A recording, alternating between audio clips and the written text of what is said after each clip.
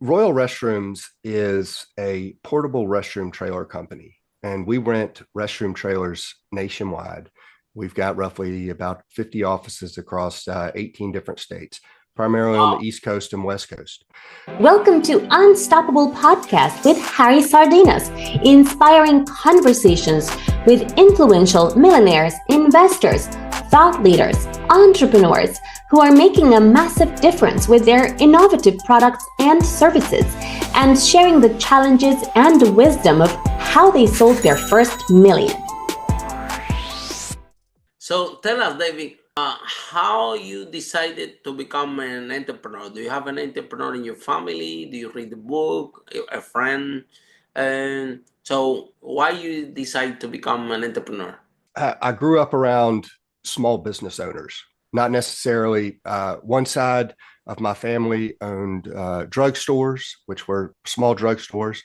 My other grandfather on my mother's side owned Vickery TV and appliance, and that was a self-starter business that he started in repairing TVs back in the day and dishwashers. And from being a repairman, he got into selling them, and he learned how to So it was, I really learned a lot from my grandfather, George Vickery. He taught me a lot of things, from just simple things, from mechanical to plumbing to also how they marketed, how he achieved, success within the local market. And it came down to being community involvement, grassroots, making sure that what you were selling, you believed in, and that you were also true to what you were selling. You weren't selling a gimmick. You weren't selling some kind of false lie, or you weren't being sleazy. You were selling something that you believed in and that you believed could better other people's lives. It was not just a product. It was a service, and it was almost like a household name, and was proud of that growing up. I was very proud of both my grandfathers, Joe Sauers at Sauers Drugstore, and my other grandfather, George Vickery. And, even my grandmother was co-owner in that, Betty Vickery. So it was wonderful to see that. And now my wife and we work together in our business. And so, I grew up seeing family work together, and there's certainly a balance that needs to be held. But it's something that was not unfamiliar with me.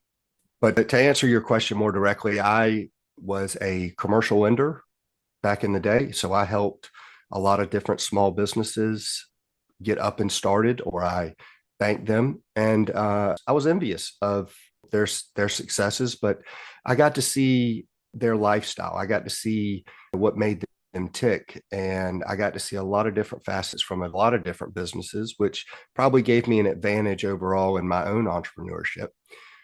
But, it was something that I envisioned myself in doing, not necessarily that it was bad to work for somebody else, but your vision comes to play out the way that you decide to do it. The heavy things is the mistakes that you make. There's no one else to blame but yourself.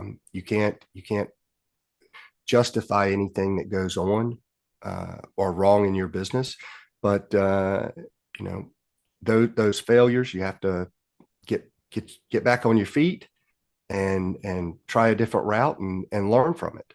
And then, David, you tell us a little bit about your product, because you are in the luxury space, and when you are in this space, the way that you market the product is completely different, because in the luxury space or doing luxury services, your clients doesn't have money problems. So how you market someone that they don't have money problems, and price is not actually even relevant for them, because it's a luxury product. So tell us a little bit about your product and how you market this product. Right. Well, Royal Restrooms is a portable restroom trailer company, and we rent restroom trailers nationwide. We've got roughly about 50 offices across 18 different states, primarily on the East Coast and West Coast. But the name Royal Restrooms, and we say luxury portable toilets or luxury restrooms because the standard in America has been for a portable toilet has been a box, a blue box or a brown box. All over the world. Almost, it's a global. It's just a bucket, and that has been, or that was 20 years ago, the norm. It was the socially accepted standard. Our restrooms, yes, they are nice, but they are just truly real functioning restrooms like you would use in your house or your home. They are just real restrooms on wheels. They're on trailers. They're climate controlled. They're real flushing toilets. You have a sink, you have vanity, you have real toilet paper, you have paper towels to dry your hands, you have, like I said, it's climate controlled. There's ambient lighting inside. You have mirrors so that when you walk in, you don't realize that you're in a trailer. So luxury restrooms, we say they're luxury because it is compared to a portable toilet.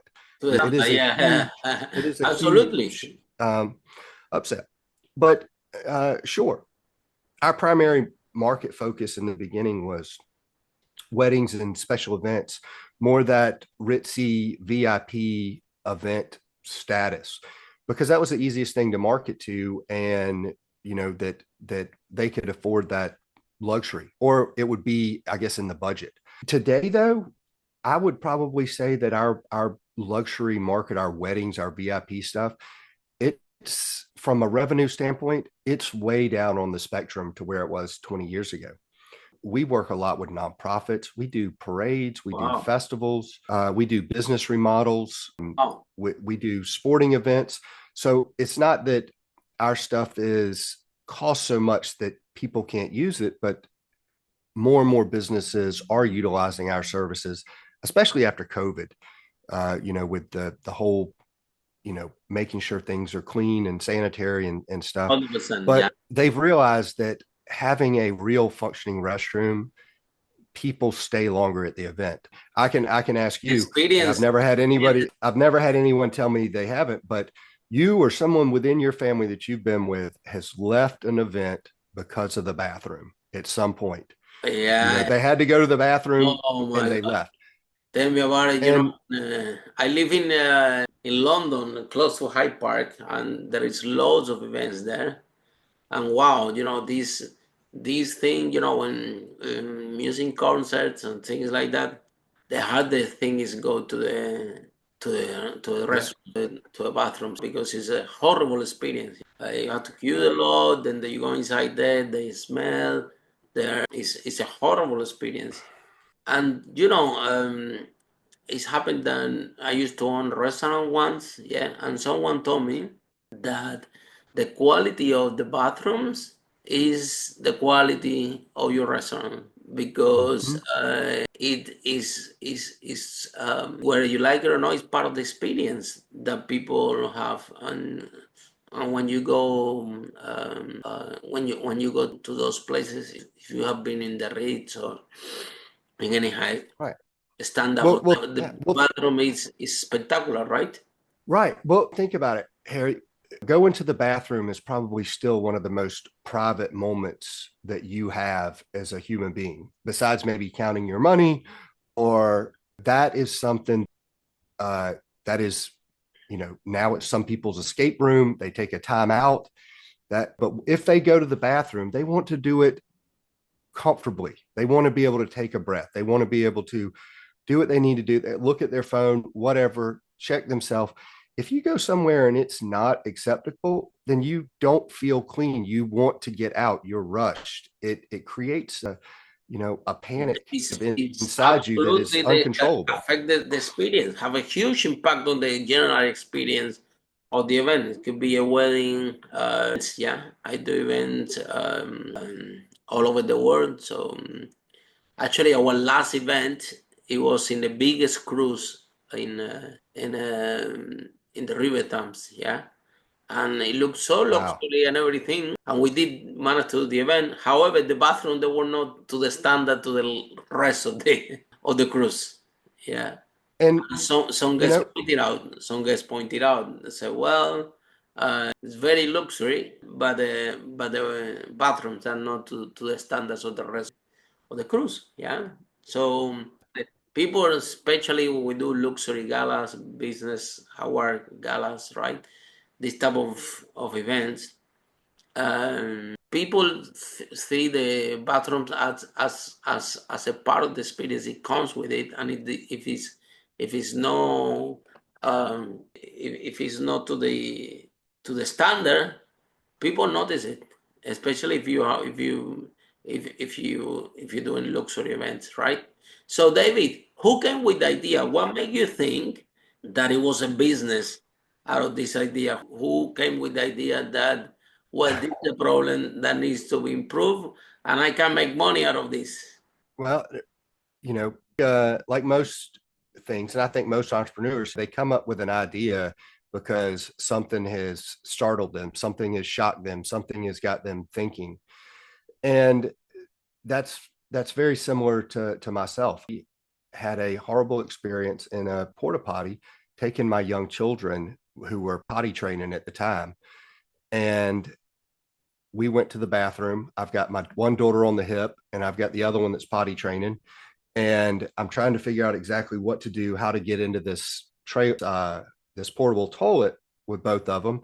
And it's tight. There's no lights. And I kind of turn around, and my daughter's the one that's potty training is touching the toilet seat, and she's looking down in there, and I just panic, freak out, had to hand off CC to a stranger outside, and I've got the door kind of propped open so I can watch her, and I'm holding the other one over the toilet, and she just pees all over me. It went from kind of panic to being pissed off. And here I am at this event, and I've got pee all over me. I've got children I can't clean up. It's a mess. Anyway, I leave, and I get upset, and I'm angry, and I'm just like, why is this the norm? Why are we doing this? Like, I don't understand this. We've got everything else under the sun that you can possibly imagine to make these events great, and yet we subjugate ourselves to go into the bathrooms like the Romans. Didn't understand it. Now, I sat back on it for a little while. Most people do. They don't have the the gumption or the full confidence to make that leap. And it was my business partner, Robert Glisson, who was really the catalyst that launched this all into, we can do this. It can be done. There's a market. And it was almost like the two of us were completing each other's sentences. Like, oh, we can do weddings. We can do festivals. We can do oyster roast. We can do backyard parties. We can do family. We can do all these things.